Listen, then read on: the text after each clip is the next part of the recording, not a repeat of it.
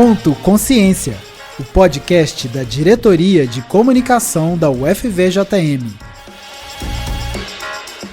Ciência de um jeito leve e descomplicado.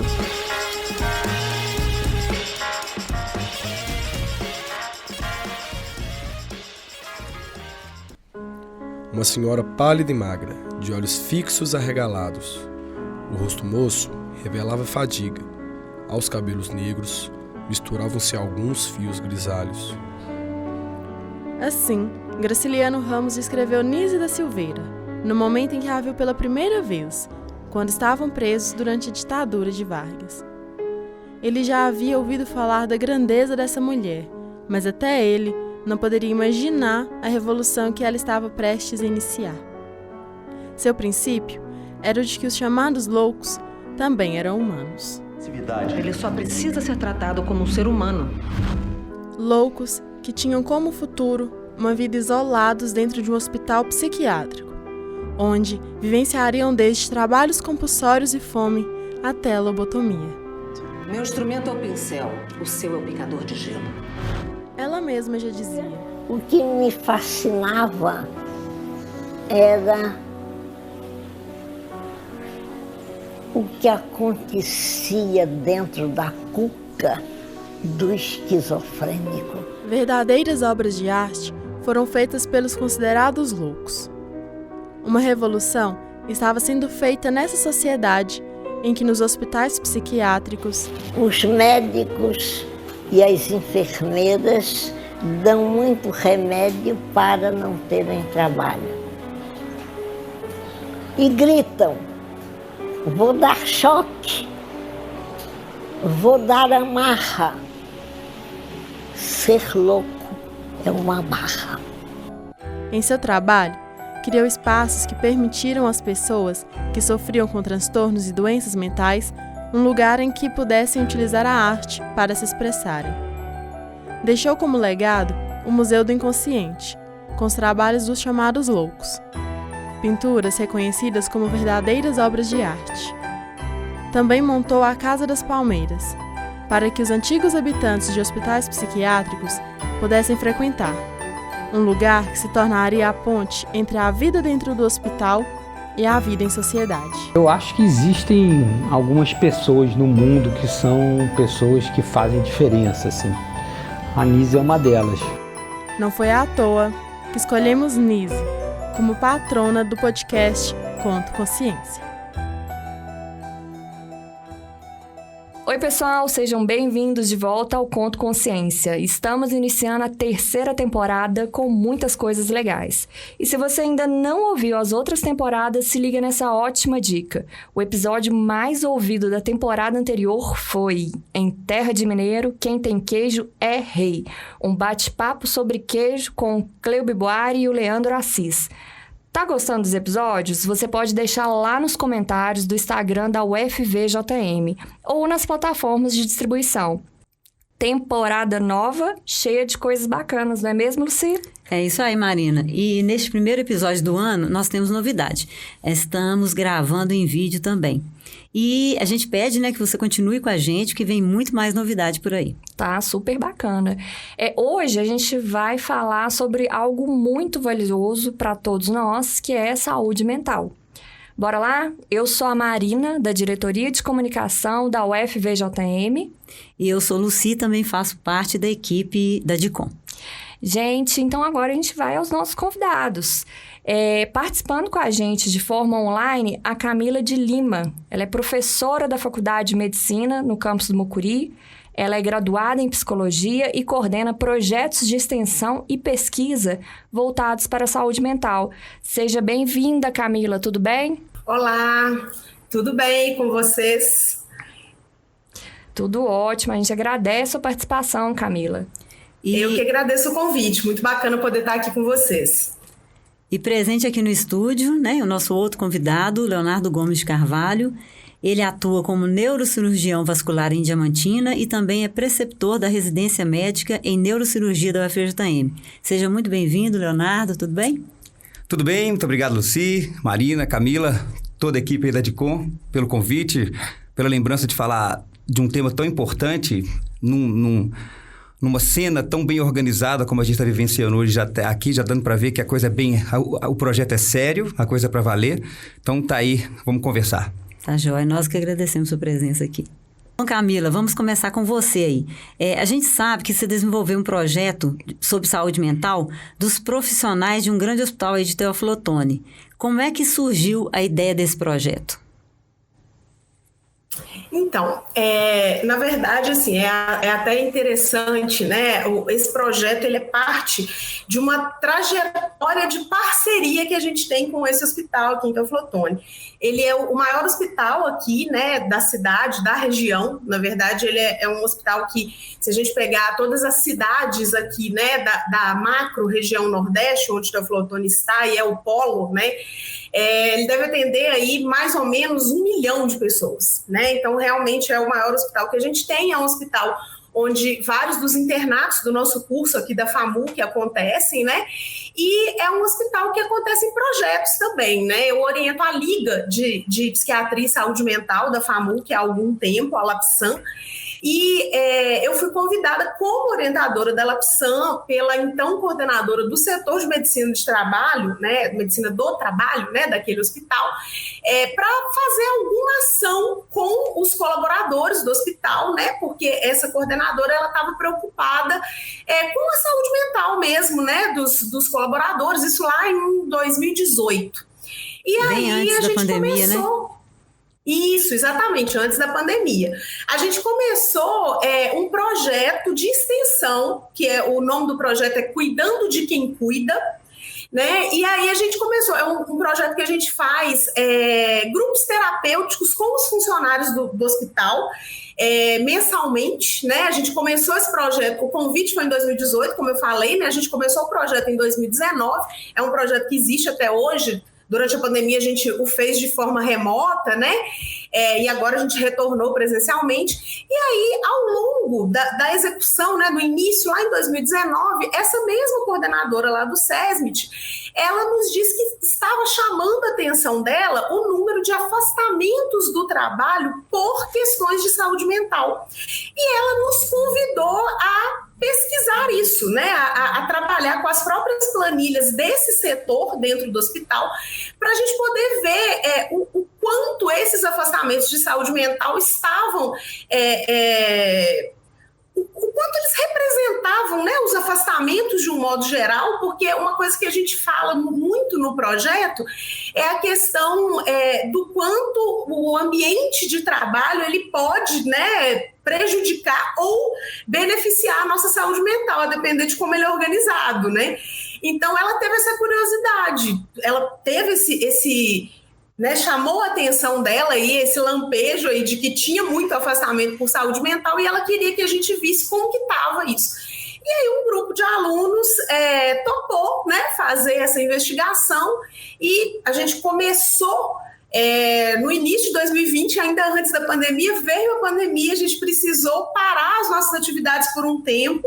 Depois, quando a gente teve a autorização para retomar as atividades, a gente teve que fazer parte dessa coleta de dados de modo remoto, mas a coisa caminhou. A gente teve aí alguns percalços que eu vou ter oportunidade de falar aí durante a nossa conversa, mas basicamente foi isso, né? Assim, o que é bem interessante, tanto do projeto de extensão que a gente tem lá dentro, cuidando, quanto desse projeto de pesquisa, né? É que foram demandas do próprio hospital. Ô Camila, você falando isso aí, você já pode, assim, você consegue apontar os principais resultados dessa pesquisa? Sim, sim. E o que a gente teve como objetivo, né? A gente queria analisar primeiro a gente queria analisar o perfil dos afastamentos do trabalho, né? Dos colaboradores lá do hospital, e a gente queria saber qual a fatia da saúde mental nesses afastamentos, vamos dizer assim, né? Aí a gente fez, né, como eu falei, nós trabalhamos com as planilhas do próprio setor de medicina do trabalho, né, em que eles tinham lá os afastamentos, os períodos de afastamento, e nós trabalhamos apenas com afastamentos que tinham a CID, né, que é dentro da Classificação Internacional de Doenças, né, quais que eram os diagnósticos aí, né, para o afastamento desses trabalhadores. E aí a gente viu que os afastamentos por saúde mental, eles foram menores do que os afastamentos por outras causas, né? Eles representaram mais ou menos 18%, um pouco mais de 18% dos afastamentos. A gente fez um recorte de tempo, isso é importante falar, né? Foi, isso aqui até tem uma colinha aqui, gente, para eu não errar aqui esse tempo. Foram os afastamentos entre julho de 2018 e junho de 2020. Como eu falei com vocês, a gente começou isso antes da pandemia, né? Então, assim, a gente acabou tendo muito de leve um recorte da pandemia, porque foi ali, né, muito no início, né? Isso aí já estava definido antes. Mas, enfim, os afastamentos por transtornos mentais ficaram em pouco mais de 18% e outras causas, né, quase 82%. Só que a gente viu uma coisa muito interessante, que se a gente pegar a CID, né, que eu falei que é a Classificação Internacional de Doenças, a CID-10, que foi aqui o nosso parâmetro, né, ela tem um material, né, que tem 22 capítulos, né, sobre aí os diferentes tipos de transtornos, né, de doenças, enfim. E desses 22 capítulos, só tem um capítulo de transtornos mentais, né, e de comportamento. Então, assim, a gente pensar que um subgrupo, né, de todos esses adoecimentos possíveis foi responsável por 18% dos afastamentos do hospital, faz a gente ver, né, que não é uma diferença tão grande assim. Quando a gente bate o olho nos dados, no primeiro momento, 18% de transtorno mental e quase 82%, né, pouco mais de 18% e quase 82% de outras causas. Então, peraí, foi muito menos de saúde mental, né? Não fazia sentido, não tem que se preocupar, né? Saúde mental não tem tanto afastamento assim. Mas se a gente fizer essa análise um pouco mais ampla, né, a gente vê que, na verdade, é uma fatia importante, sim, né? A gente tem aí um recorte, né, pegando aí na divisão de capítulos, né? Um capítulo, que seria o correspondente, como eu falei, a um subgrupo de doenças, sendo responsável por mais de 18% dos afastamentos, né? Esse é um dado muito interessante, né, para a gente começar a refletir sobre a importância, né, de cuidar, né, de ter forma de prevenir, né, qualquer distúrbio aí mental. É verdade. Ô, Leonardo, agora eu queria saber, a gente está acompanhando o seu trabalho nas redes sociais. Como é que surgiu isso?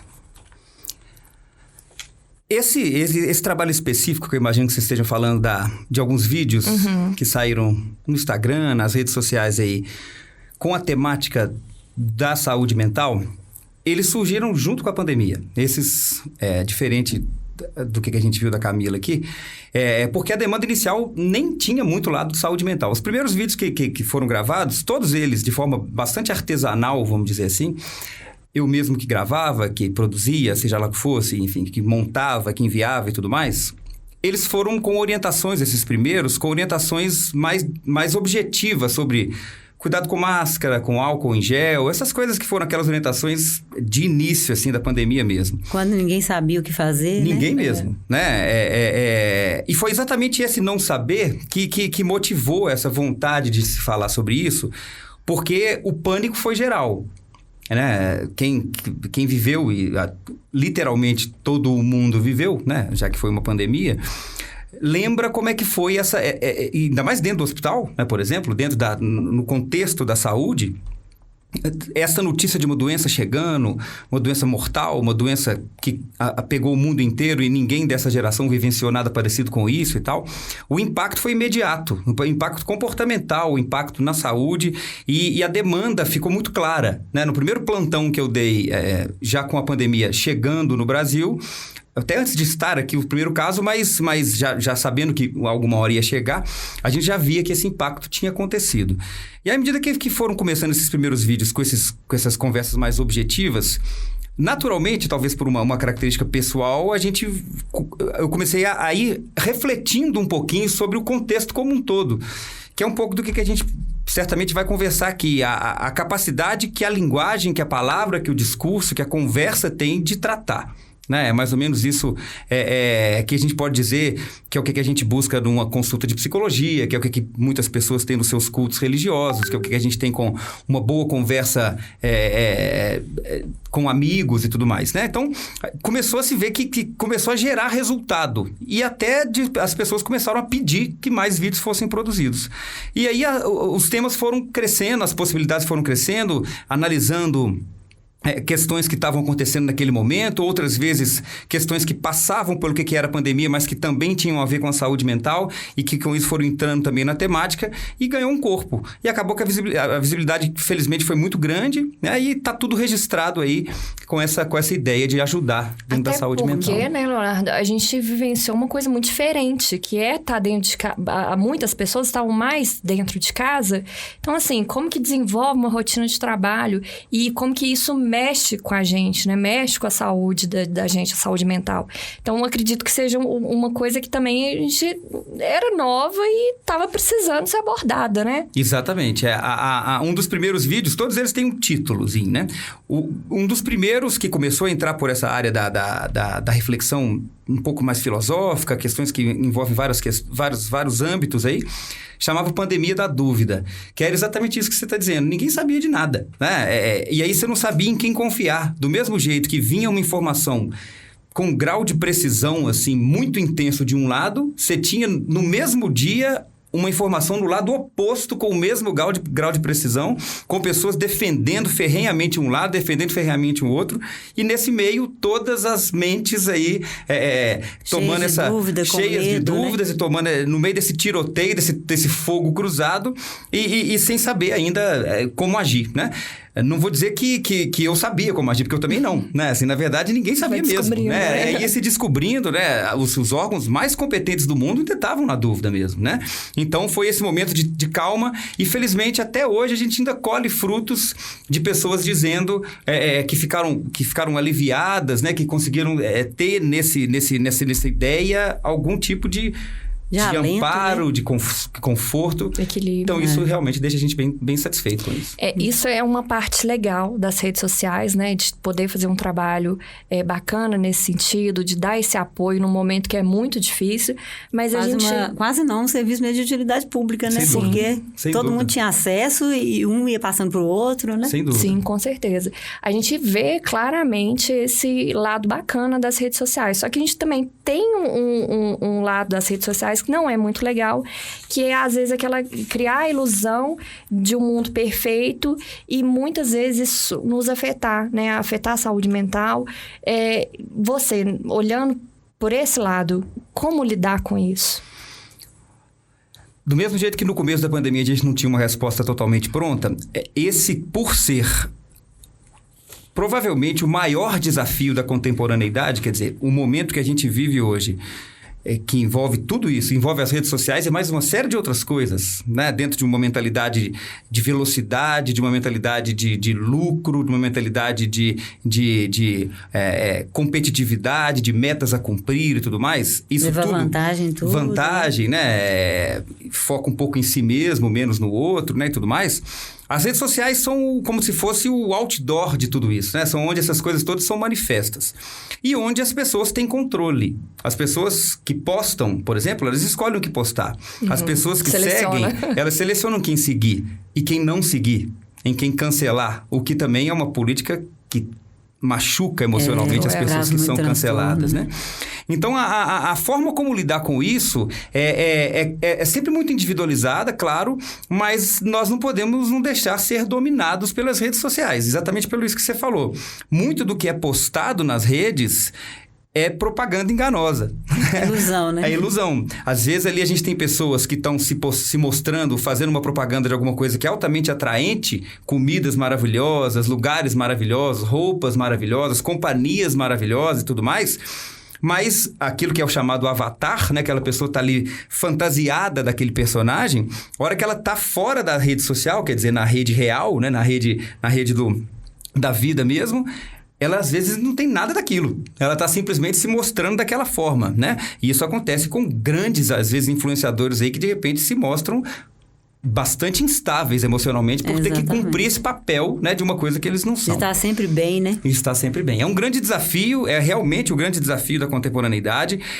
E as pessoas que já começaram a desenvolver transtornos por causa das redes sociais, muitas vezes, né, a gente precisa de conversar com cada um para poder compreender o que deve ser feito como ajuste. Mas, de forma geral, como qualquer abuso ou qualquer vício, como qualquer vício tem que ser lidado dessa forma. A gente tem que levar a sério o que é essa importância do tempo, a importância da gente não querer facilitar o cuidado com os filhos, por exemplo, deixando eles com o celular, né? Porque é como se fosse uma babá eletrônica altamente perigosa, né? Que traz vários efeitos colaterais, né? Então, é um grande desafio da contemporaneidade, porque, por outro lado, não dá para ficar sem. É necessário. Né? A gente acabou de falar de um lado bom. É um mal necessário, né? Às vezes. E talvez até uma mudança pode ser que ela pare de ser mal, né? Que ela é alguma coisa necessária que tem um lado mal e um lado bom, vamos chamar dessa forma, né? E o desafio realmente é a gente conseguir aproveitar mais o lado bom, até porque também ali tem muita gente capaz de conseguir entrar por esse lado mal e sem as pessoas perceberem e sugando elas, né? No sentido de consumo, no sentido de golpes, né? No sentido de golpes que envolvem dinheiro, pessoas que às vezes pagam coisas para outras pessoas porque foi roubada a conta. Todo dia tem alguém falando uma coisa desse tipo, né? Então, realmente é um grande desafio. Não existe resposta pronta, porque essa resposta, ao meu ver, ela passa por muitos âmbitos. Ela é uma resposta que envolve a área médica, mas ela envolve também a área sociológica, ela envolve a área de tecnologia da informação, que com isso a gente está aqui no lugar que tem a ver com comunicação e tudo mais. Então, é um desafio que está dado, ele não está respondido. É uma resposta difícil de dar, com o tempo. de lidar, de dar. E principalmente, eu acho que, não sei se é o caminho, ter consciência da maneira que a gente está usando, talvez consumindo, talvez ter consciência também do tempo que a gente está ali gastando com as mídias sociais, enfim. Passa um pouquinho por esse caminho também? Se a gente continuar a analogia com o vício, passa. Será que a gente pode condenar o álcool? Né? Será que a gente tem que falar que o álcool é alguma coisa que tem que ser abolida, né, do mundo? Você tem radical, né? Vamos ser radical, vamos acabar. Não, o que a gente tem que fazer? Ser cuidadoso com a forma do consumo, né? Consciente, compreendendo que vai ter excesso. Aqui até um pouco mais poderoso do que o álcool, porque tem uma capacidade muito forte de conseguir mexer com o nosso cérebro. Né? Mexer com o cérebro no sentido químico mesmo, né? É muito prazer em pouco tempo, muito prazer com pouco esforço, né? E nós, enquanto raça humana, não estamos acostumados com isso. Para que a gente tivesse prazer, a gente tinha que ter maior parte do tempo de não prazer. De esforço. Luta, esforço, fugir, né? Esconder. E os nossos circuitos cerebrais e o próprio corpo foram se desenhando para essa vida, né? Esse estilo de viver. Quando a gente começa a oferecer pelos mesmos circuitos prazer imediato a partir de qualquer pequeno estímulo, né? Que está na palma da mão, que quando você está esperando numa fila você não pode fazer nada a não ser prazer, isso é muito lesivo, né? No sentido, inclusive, do vício. Porque uma das coisas que mais leva ao vício é o excesso de prazer. Aquela facilidade que você tem de conseguir aquilo, né? Exatamente. Bom, agora eu vou fazer uma pergunta aqui para Camila. Camila, lá no projeto, vocês encontraram um cenário, digamos assim, sensível em relação à saúde mental, né, dos profissionais de saúde, né? Você acabou de comentar aí que o número não foi tão alto, mas quando você pega um número e vai examinar, você consegue ver que, né, um pouco mais... É um número mais sensível em relação a isso.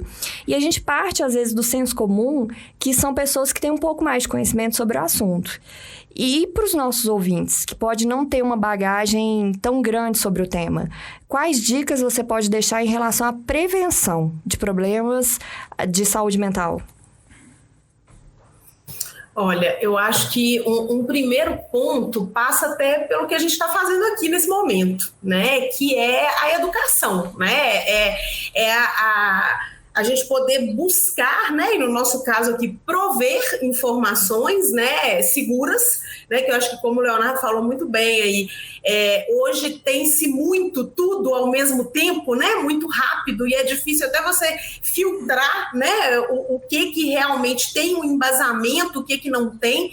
Então, acho que uma dica, né, é buscar informações de fontes confiáveis, né, porque você saber mais sobre a saúde mental, sobre o que afeta e o que ajuda a sua saúde mental é importante, né. Um outro ponto, assim, que eu acho que, né, talvez seja até o ponto mais importante, é a busca do autoconhecimento. E esse autoconhecimento, ele não brota, né? Embora a gente tenha aí, né, uma ilusão de quando a gente fala autoconhecimento, quando a gente fala autoestima, né? Como se fosse algo que dependesse só de nós, né? Mas na verdade não é assim que funciona, né?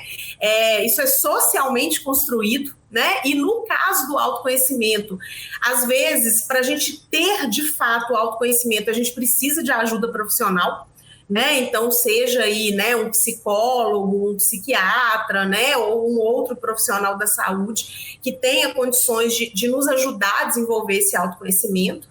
E pensando em estratégias, né, que nós mesmos possamos desenvolver, a gente buscar atividades, né, que sejam prazerosas, né, vocês falaram agora um pouco da questão do prazer, é importante, né, lazer é importante, descanso é importante, né, e também a questão de você conseguir relaxar, né, buscar, por exemplo, atividade física, né, muito importante, né, importante aí, não só para a saúde mental, mas para a saúde como um todo, né, e um outro dado muito interessante que a gente trouxe também aí, né, que a gente descobriu aí lá na nossa pesquisa, descobriu entre aspas, porque na verdade segue uma literatura, né, que já vem sendo construída, é que os transtornos ansiosos foram os principais transtornos, né, dentre as causas, os afastamentos por causas, né, de saúde mental, de transtornos mentais, os transtornos ansiosos foram a principal causa, seguidos de perto dos transtornos depressivos, né, e a gente vê, né, que hoje aí no mundo existe essa tendência, né, a questão aí dos transtornos de ansiedade, da depressão, os transtornos afetivos de um modo geral, né, depressão, transtorno afetivo bipolar, são bem recorrentes, né, e isso aconteceu lá na nossa pesquisa também, e para esses transtornos a gente tem aí, né, a possibilidade de ter algumas ferramentas, como, por exemplo, exercícios de respiração, exercícios de relaxamento, né, que a própria pessoa pode fazer, né, pode procurar de novo, né, numa fonte confiável, né, por exemplo, um profissional que tenha uma página que oriente, ou mesmo, né, num atendimento.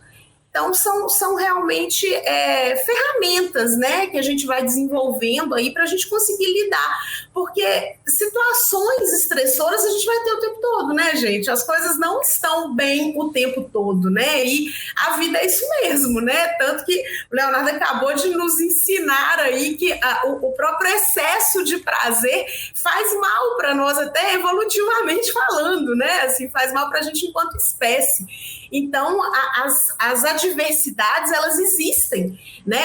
A questão não é tentar viver uma vida que seja sem, né, os perrengues, né, como a gente diz aí, mas realmente como lidar com essas situações, né? O que fazer quando algo não sai da forma que a gente esperava, né, ou nos leva aí a situações de ansiedade, ou mesmo a desenvolver transtornos, né, seja de ansiedade, seja transtornos depressivos, enfim. Acho legal que você falou aí, Camila, tentar também entender que ansiedade é uma coisa boa, né? É uma coisa que te motiva a fazer as coisas, buscar as coisas. Mas o excesso dela é que te prejudica, né? Como tudo na vida, né? Tudo em excesso que prejudica, né? Uma coisa que eu falo muito com os meus alunos, inclusive, sabe, essa questão da ansiedade, porque se a gente for pensar, né, de novo falando aí evolutivamente, imagina se os nossos ancestrais não tivessem uma ansiedade, né? Imagina eles lá na floresta, um predador, né? Não estaríamos aqui, né? Então, a gente precisa, até no nosso dia a dia, para atravessar a rua, a gente precisa de ansiedade, né, para fazer as nossas coisas, né? Imagina se a gente não tivesse um pouquinho de ansiedade para preparar esse episódio aqui, por exemplo, né? Não buscar sairia. A perfeição, né? Exatamente. Então, realmente, a ansiedade em si, ela não é um problema, né? Ela é parte aí dos nossos afetos, né? Agora, quando isso começa a nos atrapalhar, né? Quando começa a ficar pesado, quando começa a gente vê que está o tempo todo muito ansioso, não está dando conta de realizar as nossas coisas, né? Isso está trazendo sofrimento, está atrapalhando nos estudos, no trabalho. Aí é aquela luzinha que acende, né? De opa, tem alguma coisa aí. É o momento, né? De buscar ajuda, por exemplo. Buscar ajuda e ficar atento também, que às vezes a própria pessoa não percebe que a ansiedade está muito aflorada, né? Aí é o outro que está do seu lado que vai, olha, tô achando que você está, né, exagerando, não é assim, vão com calma, procura ajuda, né? Acho que o outro tem que ter esse cuidado, né, de perceber também, né? É um bem-estar coletivo, né? Bom, falando um pouquinho aí, né, um pouquinho pegando do que Camila falou, agora, Leonardo, pergunta para você, falar um pouco sobre o ambiente de trabalho, porque a gente sabe que tem muitos conflitos, né? Seja chefia, com os subordinados, entre os colegas, com o público, né? De um modo geral, com as relações, tem muito conflito no ambiente de trabalho. A gente queria saber o que a gente pode fazer para tentar melhorar esse convívio. Você sabe que você me deu um gancho para uma coisa que eu já vinha pensando aqui em relação a... Se a Camila me permitir, eu vou usar duas problematizações sobre a questão do estudo, que eu não cheguei nem a ver, né? Assim, mas posso estar sendo até injusto, mas de qualquer forma é uma análise que me fez pensar sobre o desenho, que foi a partir de CIDs gerados por pessoas que se afastaram, né? Quer dizer, algum médico deu um diagnóstico. E daqui a pouco eu chego na sua pergunta, só para poder fazer uma introdução. Algum médico deu um diagnóstico, esse diagnóstico foi levado para uma análise e esse diagnóstico foi que causou o afastamento da doença. Duas questões que eu acho que dão mais importância ainda à saúde mental, que eu pensaria, uma delas tem muito a ver com isso. A primeira é que muitas das manifestações que são orgânicas, como a gente chama, ou seja, que não estão no âmbito da saúde mental diretamente, ou seja, que acabaram ganhando um CID orgânico, um CID das outras 21 classes que não são a única que tem sobre saúde mental, tem uma direta influência da saúde mental. E nós, enquanto médicos, não temos um treinamento assim, muito, muito elaborado para lidar com isso, para poder identificar o componente de saúde mental responsável pelo aparecimento daquele tipo de sintoma ou daquele tipo de doença. Ou seja, existem muitos tipos de doenças classificadas como orgânicas, como doenças do corpo, mas que, no final das contas, talvez a imensa maioria, uma grande causadora daquela doença não seja do corpo. Primeira questão. Será que isso que a gente chama de, só te cortando Pode um pouquinho, é efeito psicossomático? Exatamente. Que primeiro vem alguma coisa na sua mente, depois... Essa é a psicossomática, é a manifestação no corpo de doenças psíquicas, né? E aí a gente tem uma linha grande, tem até esse CID, mas a gente, por exemplo, você tem uma dor de cabeça que afastou a pessoa. Ela estava com dor de cabeça porque estava ansiosa, né? Por exemplo. Né? E um desmaio, achou que era convulsão, só que era um desmaio conversivo, por exemplo, que é um desmaio de causa não neurológica. De fundo emocional. Então, tem tudo isso a ser analisado. E a outra questão que volta um pouquinho para a sua... Que aí sim me fez o gancho para a sua pergunta, que muitas dessas pessoas não se afastaram mesmo estando com doenças emocionais. Será que uma pessoa que está com uma doença orgânica clara, né? Quer dizer, está gripada, espirrando, tossindo, está ali com febre, né? Ela vai afastar.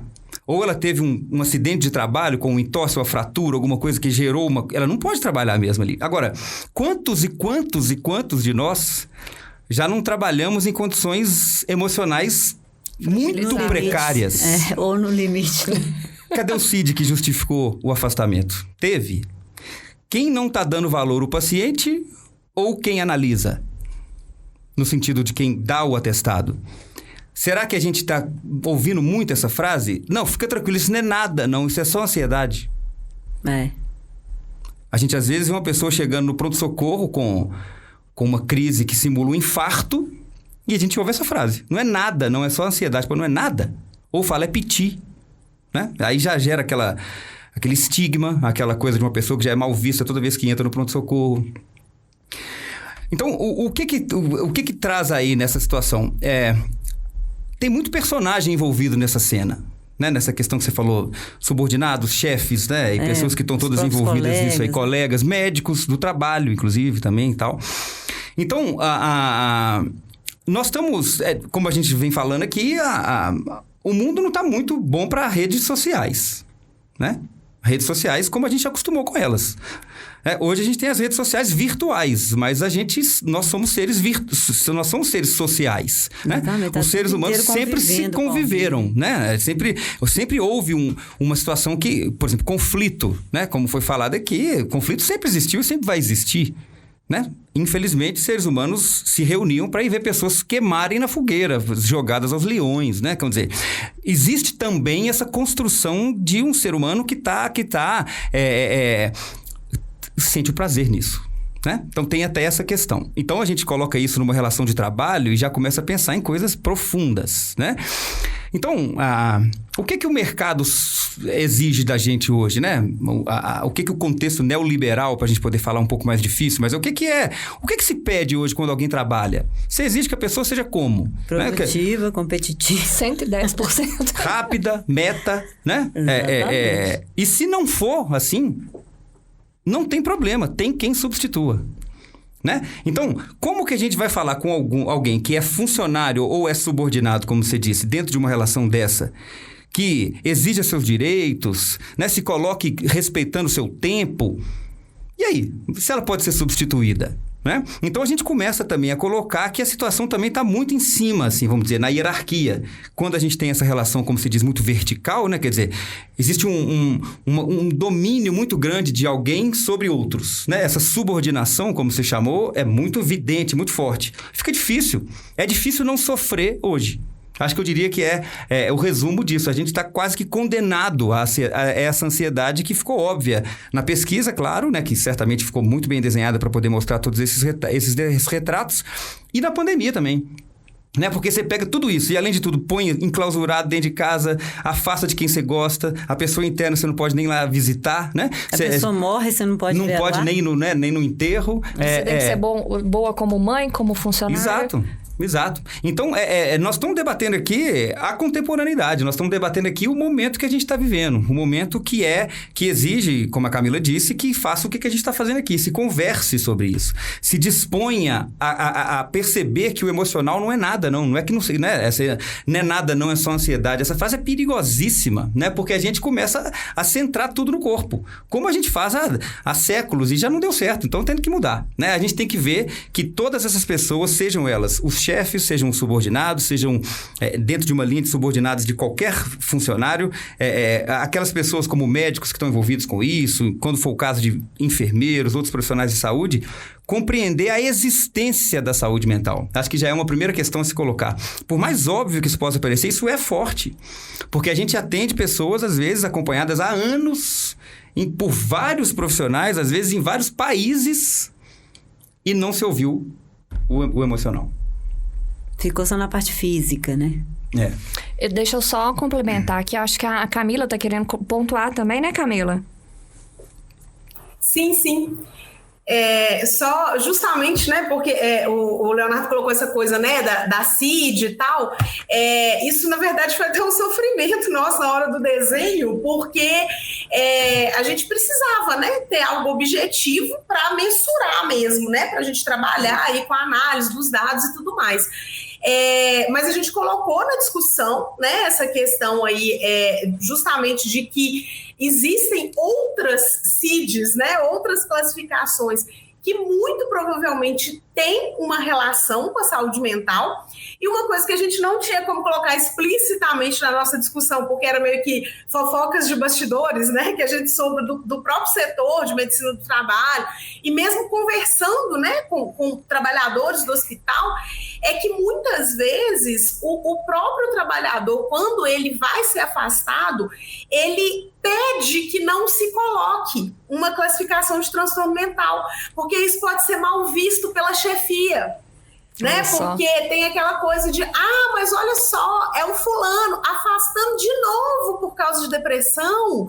Nossa, né? Mas não tem força de vontade para melhorar, né? Porque você não escuta ninguém falando isso com uma pessoa que tem um problema de coração, por exemplo, né? Vai lá, se esforça mais que seu coração vai bater mais forte, né? Ninguém fala um absurdo desses. Mas quando se trata dos transtornos mentais, joga-se a culpa na pessoa que já está sofrendo, né? Então ainda tem essa questão, né? Que é esse preconceito que a sociedade tem com relação aos transtornos mentais, de não se entender, né, que o nosso corpo é um todo, né, que ele tem de funcionar como um todo, e tem essa questão, né, como você colocou muito bem, que às vezes o adoecimento físico, ele é um reflexo do que você está sofrendo e não está tendo como lidar, né, então isso foi uma coisa, né, recorrente, inclusive tinha lá entre os nossos dados, teve uma parte em uma das planilhas, né, que nos nossos gráficos a gente teve que colocar lá uma categoria de erro. Por quê? Porque tinha alguns afastamentos que eles não colocavam a CID, que também era a pedido do trabalhador afastado, justamente para evitar, porque às vezes não era o primeiro afastamento, né, por algum transtorno mental, e isso realmente era mal visto na empresa. Né? Então, assim, são, né, questões que precisam ser discutidas, né? Eu acho assim, uma coisa muito importante que você falou aí no início da sua fala, Leonardo, que os médicos nem sempre estão preparados, né, para lidar com esse aspecto emocional. Eu sou psicóloga, professora de um curso de medicina, né? Uma coisa que eu falo muito com os alunos é isso. Eu até brinco com eles, né, que eu dou um módulo de psicologia do desenvolvimento humano e psicopatologia lá no terceiro período, início do curso. Eu brinco com eles no início do módulo, gente, vocês já pensaram por que raios vocês estão estudando psicologia no curso de medicina?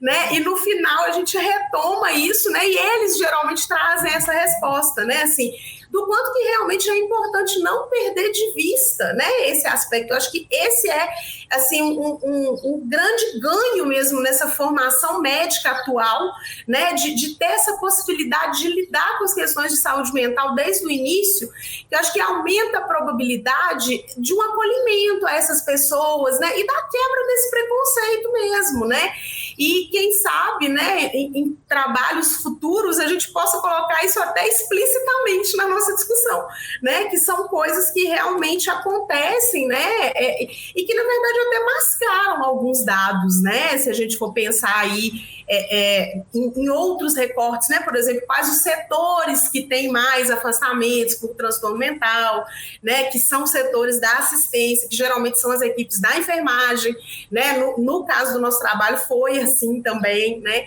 Então, assim, eu acho que são realmente aspectos muito importantes. Foi bom você ter chamado a atenção para essa questão aí, né, da CID, porque realmente isso foi uma coisa que a gente discutiu muito ao longo aí do desenvolvimento do trabalho. É verdade, a gente tem que ficar sempre atento, né? E a gente tem que prezar pelo bom convívio e ter esse lado aqui que a Lúcia acabou de falar, olha, você não tá bem, né? Busca ajuda e tentar ajudar, né, e tentar tirar esse estigma mesmo, né? De, tô ali toda hora, né? Tirou licença, enfim. É um desafio muito grande. Eu acho que a gente hoje aqui, nesse momento, tendo essa conversa, tendo essa reflexão, propiciando a conscientização das pessoas, eu acho que já é um caminho, né? Que a gente pode ajudar.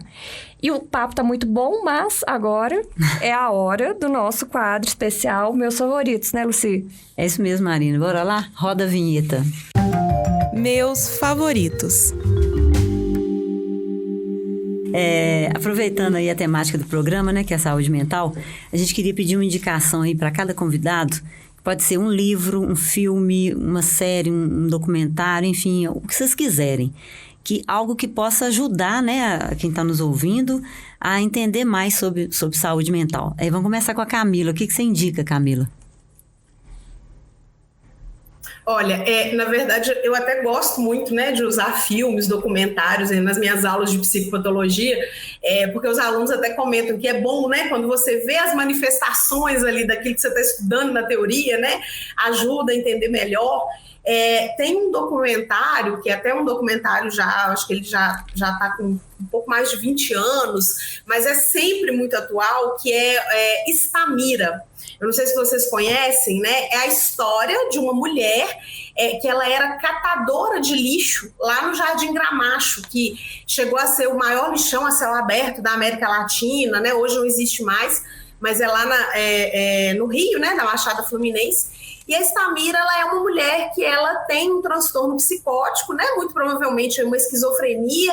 Ela vive ali catando lixo, né? Ela é uma pessoa muito pobre, vive em situação muito precária. Mas, gente, ela tem uma lucidez nas análises que ela faz, até da própria condição de adoecimento dela, sabe? Que eu acho muito importante, assim, né? Então, Estamira é um documentário. Eu gosto muito, eu uso sempre nas minhas aulas, né? Eu até falo com os alunos, gente, eu vou apresentar para vocês uma pessoa muito especial, que é a Estamira.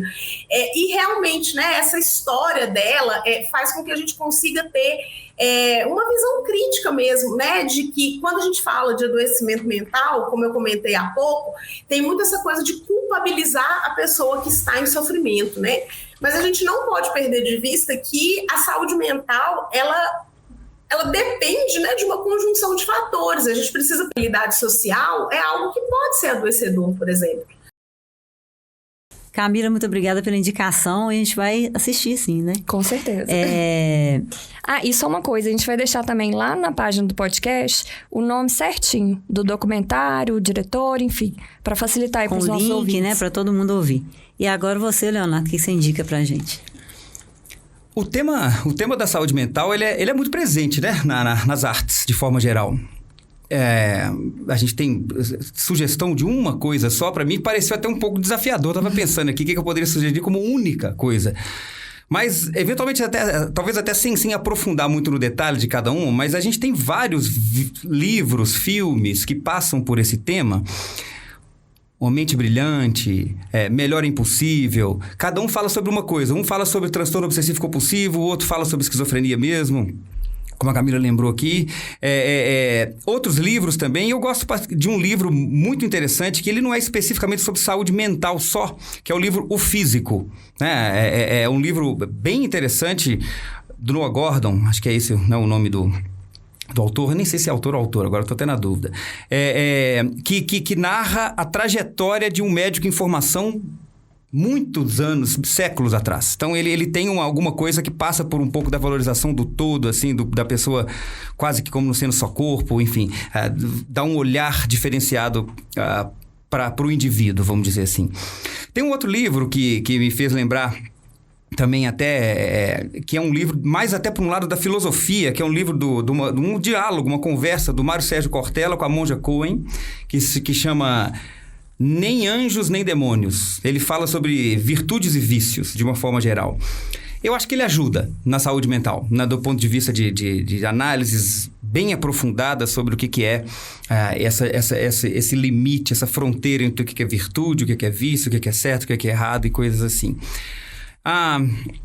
Agora, talvez um filme que poderia ser recomendado, o primeiro, vocês escolheram como madrinha, né? Como da conversa de hoje, a Nise, né? Isso, do podcast. Do podcast Quanto Consciência. Então, não dá pra não falar, né? No Coração da Loucura, né? O filme dela. Espetáculo. E um filme que só pelo nome você já começa a refletir. Onde é esse coração, né? Que nem se fala sobre isso no filme, né? Não vou querer dar nenhum spoiler, não, mas Coração da Loucura, será que a gente está falando da parte da loucura que envolve amor, que envolve arte, mais do que só no meio onde que é nesse símbolo do centro, assim, do que é o hospital psiquiátrico, a luta da antimanicomial, né, contra a hospitalização dos doentes da saúde mental e tal. Então, acho que merece eu reforçar a homenagem que vocês fazem a ela, né? Acho que o filme dela é fundamental que a gente lembre disso. Ela passa por muitas coisas nesse filme, mensagens muito poderosas sobre ouvir, né, sobre a gente está aqui para isso, né, sobre cura, sobre o que é a cura na saúde mental, que é um desafio que muitas vezes não deve ser o que tem que ser procurado e coisas desse tipo assim. E para poder atingir a todos os públicos, eu sugeriria o Divertidamente. Que legal. Que é aquela animação que muitas vezes tem adulto que gosta mais do que criança. Entende mais, né? Que a criança fica assim, mais no raso, né? E o adulto vai na parte mais profunda. Exato. É uma excelente indicação. Porque como é característico dessas animações muito bem elaboradas, o roteiro é muito bem feito, né? E ele trabalha essa questão das emoções de uma forma, para mim, muito competente, assim. De você valorizar, de se valorizar todas as emoções, inclusive a tristeza, né? A importância, que cada uma é importante. Tem o seu papel, né? Cada uma tá ali com algum objetivo, algum motivo. Então, eu acho que esse filme ele traz uma reflexão bem interessante sobre o que são as emoções dentro da gente. Não, as dicas foram ótimas, né? Acho que para todos os públicos possíveis, né? Que a gente está tentando alcançar. Exatamente. Foram muito boas. Muito boas, muito obrigada. Que bom. Bom, gente, é uma pena, né? Mas... a gente está caminhando para o fim. Tá acabando o programa mesmo. E a gente gostaria muito de agradecer, né? A presença de vocês dois, de Camila e do Leonardo aqui com a gente. E Camila, você quer deixar uma mensagem final aqui para o nosso ouvinte? Eu queria agradecer mais uma vez pelo convite, né? Parabenizar a iniciativa. Acho que é um espaço muito importante. Acho muito importante a gente poder falar de ciência de forma acessível, né? Para a gente ganhar mais públicos, né? E a gente conseguir mostrar de fato a importância da produção de conhecimento científico, que não é uma coisa que deve ficar restrita à academia, né? Ao espaço aí de dentro da universidade, mas que a gente realmente pode colaborar em última instância com a melhoria da qualidade de vida das pessoas, né? E dizer que realmente é importante que a gente atente para a nossa saúde mental, que a gente cuide da nossa saúde mental, que a gente cuide do outro também, né? Foi uma coisa bacana aí que vocês trouxeram, de estar sempre atento, né? Porque nem sempre a gente consegue admitir que a gente não está bem, né? A gente acha que a gente pode tentar mais um pouquinho, se dar mais um pouquinho, e às vezes isso pode nos levar, né, à exaustão, e ter alguém do lado que esteja atento a isso, que nos fale desses sinais, pode ser muito importante, né, e quebrar o preconceito, né, gente, tá tudo bem se não tiver tudo bem, e se a gente precisar de ajuda, né, então acho que é isso. Isso aí, muito obrigada, Camila. E agora você, Leonardo, quer deixar uma mensagem aí para o nosso público? Também a mensagem de gratidão pelo convite, por colocar a gente para conversar sobre um tema tão fundamental como a gente conversou aqui hoje. E eu continuaria sendo porta-voz da Nise, que vocês escolheram muito bem. Ela é uma pessoa que nos faz pensar muito sobre essa questão da importância da saúde mental, quando ela começa a ter um pouco a ver com o que a gente conversou hoje. Nós não somos CIDs, né? Nós não somos diagnósticos andantes. Nós não somos rotuláveis e empacotáveis dentro de uma ideia que é a ideia tendenciosa da saúde, da sociedade atual, de empacotar tudo, inclusive pessoas, né? Ela fala sobre o inconsciente, ela entra em análises profundas, né? Ela fala sobre arte, ela coloca a arte como um papel fundamental na reorganização psíquica das pessoas, né? Então, o caminho é um pouco esse. A gente tentou conversar aqui que a gente está vivendo um desafio, é um desafio que não acaba, é um desafio que não se define, não se resolve com uma conversa dessa, resolver assim no sentido de pôr um ponto final, de jeito nenhum. É um contínuo. E nesse contínuo a gente precisa de buscar essas pílulazinhas que vão trazendo para nós um conforto. Então nós falamos, eu acho que a arte cabe muito bem nisso, a atividade física que foi falada aqui cabe muito bem nisso, a alimentação cabe muito bem nisso, o sono cabe muito bem nisso, e entender que nós não somos só corpo. A gente é feito por um tripé que a medicina oriental conhece muito mais tempo do que nós, e que eu particularmente concordo muito, que é o corpo, mente e espírito. Então nós temos que lembrar que uma coisa é diretamente relacionada à outra. Não existe como alguma coisa que afete um desses três pés do tripé não afetar o outro. Então nós temos que lembrar que a gente só consegue se manter totalmente de pé se os três estiverem bem firmes. Muito obrigado. Nossa, foi ótima a muito obrigada. conversa. Eu acho que, assim, foi excelente. A gente deixou aqui várias reflexões. Eu acho que o caminho é esse, né? Conversar, ter consciência, né? Provocar reflexões, que eu acho que, assim, a gente tem só a ganhar. Exatamente, cuidar do outro, né? E a gente quer só agradecer mesmo, né? Camila, Leonardo, muito obrigada. Foi um prazer aqui conversar com vocês. E se vocês quiserem saber mais sobre o que falamos aqui, os projetos, os sites, as dicas que eles deixaram aqui, acessa a página do podcast. A gente vai deixar todos os links lá. Né, Lucy? É isso aí, eu agradecer novamente, né, Camila e Leonardo, foi um prazer, a conversa foi ótima, acredito que todos os ouvintes também vão estar muito felizes e podem interagir com a gente, né, nas plataformas. É isso aí, gente, obrigada. Obrigada, até mais. Você ouviu Conto Consciência, um podcast produzido nos estúdios da Rádio Universitária da UFVJM, coordenado por Lucia Oliveira e Marina Santos, com a participação dos estagiários Lara Pinheiro e Vinícius Reiser. Ouça nos principais tocadores de podcast ou peça para o Google ou Alexa dar o play.